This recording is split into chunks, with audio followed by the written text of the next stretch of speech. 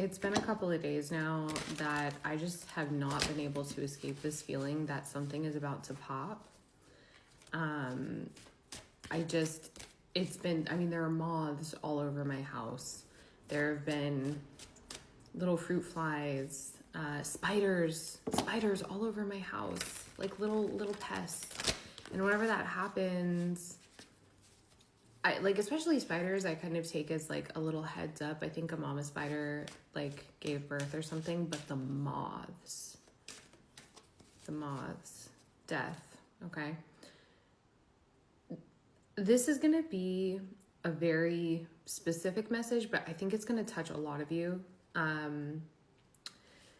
Right now, the place that you're in is one that I think externally would reflect, like if you put it on paper or if someone came to visit, you know, or if you're just passing through, you know what I mean? If you're just giving someone the bullet points of what's going on with your life, it would reflect what you feel you are worthy of.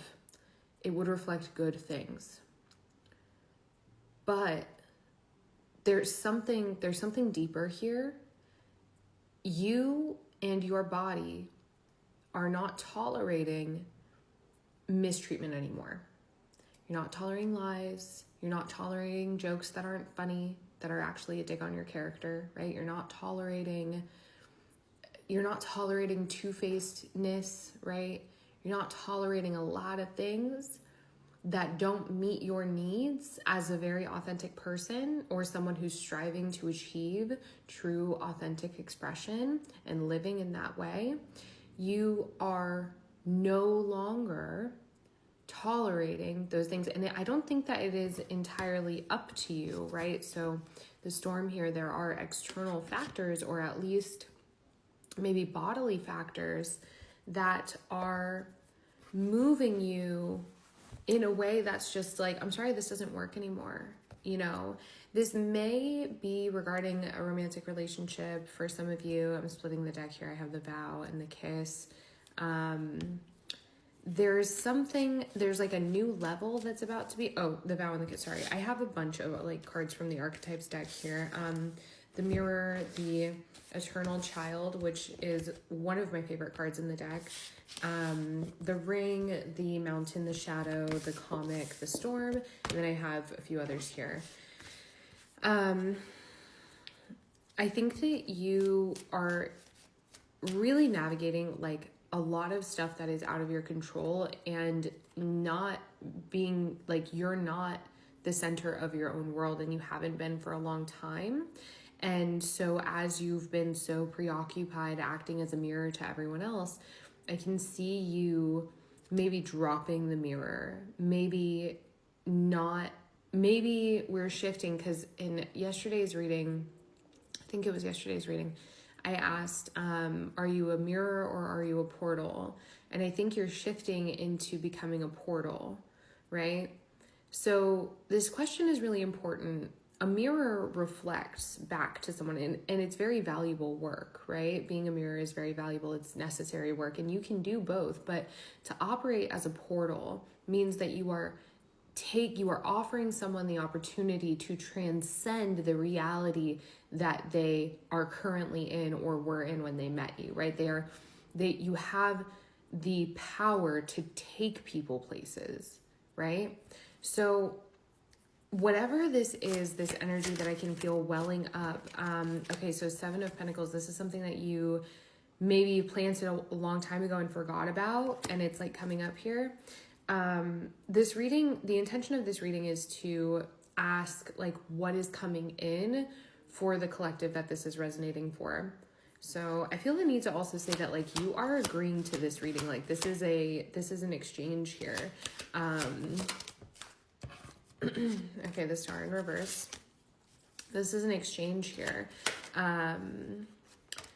You are not contracted to whatever comes up in this reading, but if it resonates for you, it may very well be indicative of a path that you are on, okay? We're playing a part in 9 of Cups, Justice at the bottom of the deck. I have 7 of Cups, 10 of Cups, Six of Cups, lots of cups, huh? Eight of Wands, Star in reverse, Seven of Pentacles. Okay, yeah. The Star in reverse is, I think, where you're at right now. You might be feeling really frustrated with yourself and your surroundings. Like, why is this, like, you might be really tired. And so upholding that star, right? The star energy, because it's like it's above her. So with it being below her in reversal, and the water that she's bearing here is like, you know, then pouring up towards the star, it kind of feels like you're being drowned with all of these cups here, which is really interesting because in my personal life, like I've got a histamine intolerance going on, and like the way that that's described is there's an overflow of histamine. They describe it as like your bucket is overflowing. So that may be relevant for you, the histamine thing.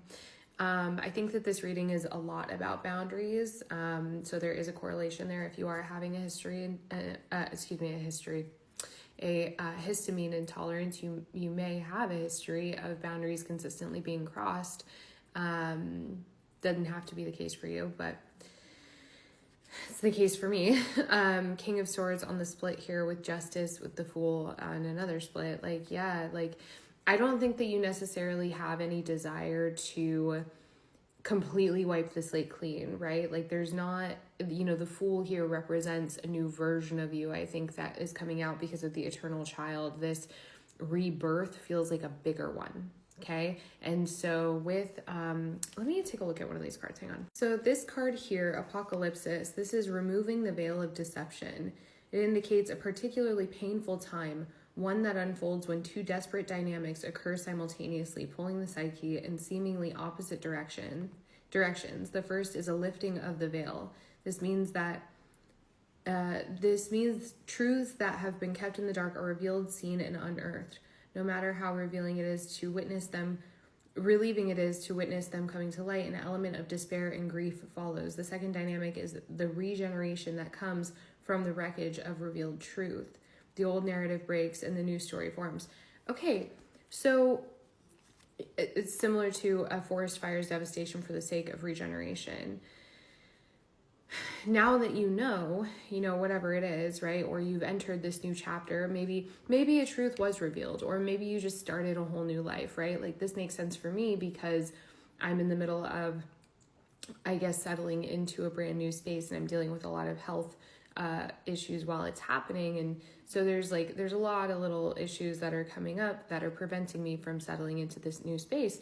But however that moves for you, right? Like, as you are settling into this new chapter, this new era, this new timeline, the grief and the realization of what was, maybe being a painful realization or not, and this could be affecting many different areas of your life, right? We do have to remember, this is timeless as always, but as I'm filming this, Mars is in Scorpio, okay? Moving into, and Mercury is going retrograde, so moving into Sagittarius, both of these planets will go there together, and then Mercury is going to go retrograde and cross back over Mars, okay? So it's just interesting to think about what in your life right now just feels deeply uncomfortable, and what is the origin. I'm hearing something about an origin story, okay? 10 of Wands coming out here with the 9 of Wands, nearly there. Let me get, I don't want to do a part two. Let me get a little bit about outcome. Hang on. Okay, so quite the outcome here. This is definitely a new beginning of sorts that feels deeply spiritual. There's no more acting like you're not aligned, okay?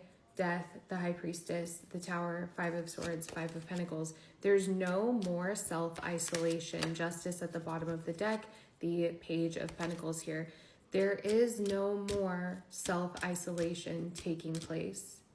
There is no more sabotage, self-sabotage taking place, particularly if this has to do with a romantic relationship. This could also very well be your work or your relationship with other people in your community.